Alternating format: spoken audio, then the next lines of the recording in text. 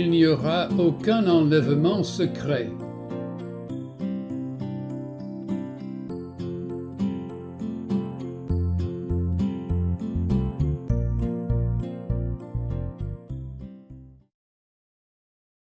La théologie prétribulationniste d'enlèvement de l'Église fut popularisée dans les années 1830 par John Nelson Darby et les frères de Plymouth, puis popularisée encore aux États-Unis dans la première partie du XXe siècle grâce à la diffusion de la Bible aux références Scofield.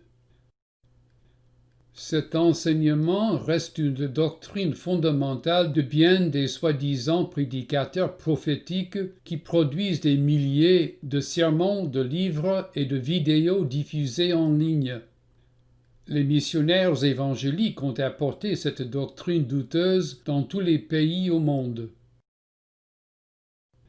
En bref, cette doctrine enseigne qu'il devra survenir une période de 7 ans de trouble que l'on appelle la tribulation causée par Dieu et par Satan. L'on dit que juste avant le commencement des 7 ans, Jésus devra revenir secrètement, ressusciter ses disciples décédés et donner à eux et aux disciples qui restent en vie des corps glorifiés, puis les enlever tous de la terre, les amener saufs au ciel. Cependant, ni Jésus, ni ses apôtres, ni même le livre de l'Apocalypse ne révèlent quoi que ce soit sur une période de 7 ans, ni sur un retour secret de Jésus, ni sur un enlèvement qui précède la tribulation qui marquera la fin des temps. Voici ce que Jésus a dit sur l'enlèvement. Lorsque ses disciples lui ont demandé « Quel sera le signe de ton avènement et de la fin du monde ?» Jésus leur a répondu « Alors ils vous livreront pour être tourmentés, et ils vous feront mourir, et vous serez haïs de toutes les nations à cause de mon nom. Mais celui qui aura persévéré jusqu'à la fin sera sauvé. Alors il y aura une grande affliction, telle qu'il n'y en a point eu depuis le commencement du monde jusqu'à présent, et telle qu'il n'y en aura jamais.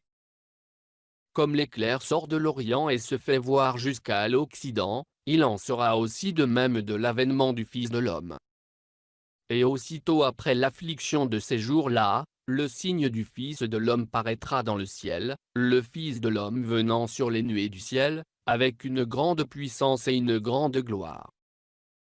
Il enverra ses anges avec un grand éclat de trompette, et ils rassembleront ses élus. Paul, apôtre de Jésus, a écrit le suivant. Pour ce qui regarde l'avènement de notre Seigneur Jésus-Christ, et notre réunion avec lui, nous vous prions, frères, que personne ne vous séduise en aucune manière, car il faut que la révolte soit arrivée auparavant, et qu'on ait vu paraître l'homme du péché, le fils de la perdition, l'adversaire est celui qui s'élève au-dessus de tout ce qu'on appelle Dieu, se proclamant lui-même Dieu. Le livre de l'Apocalypse révèle le suivant. C'est ici la patience des saints, ce sont ici ceux qui gardent les commandements de Dieu, et la foi de Jésus.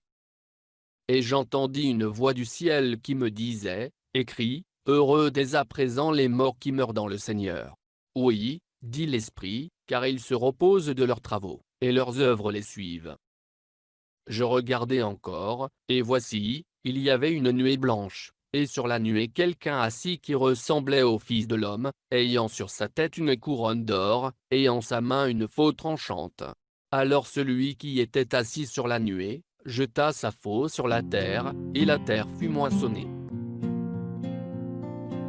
Ainsi, nous sommes tenus à endurer troubles et persécutions avant et durant la fin des temps, car notre espérance, c'est le retour visible de Jésus qui ressuscitera les morts et nous recevra auprès de lui.